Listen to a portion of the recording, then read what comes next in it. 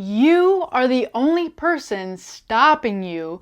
You are the only person putting limitations on you that is preventing you from living your dream reality. And so it's important to question, to be mindful of the beliefs, the perceptions, the assumptions, the thoughts that you are holding about the world, about others, about yourself. And to allow yourself to step out of your comfort zone and step into that higher version of you who has all of the things that you are desiring. Because when you want something, you want the feeling that it brings you. And so when you're feeling into that higher version of you and pulling that version of you into your now, you are living as that future version of you.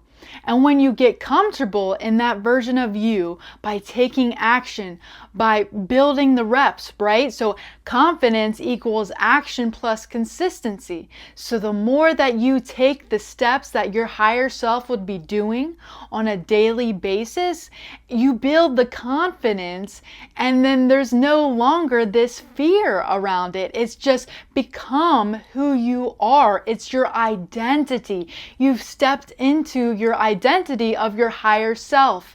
And then you embody the next thing and start doing that until you build that confidence. And then you do the next thing.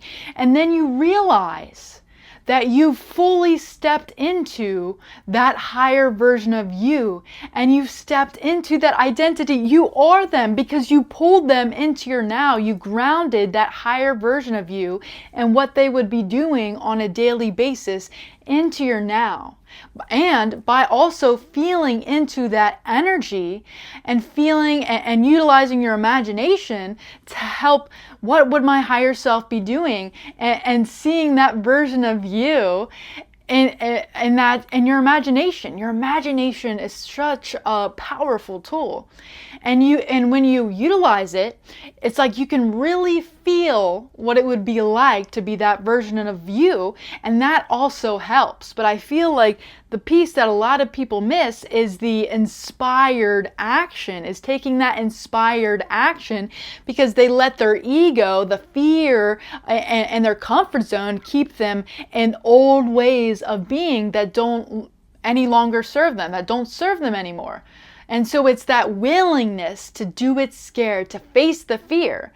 And often the fear is telling you exactly what you need to do next, what you need to step towards next. So do it scared, do it in your now, because the now is all we have.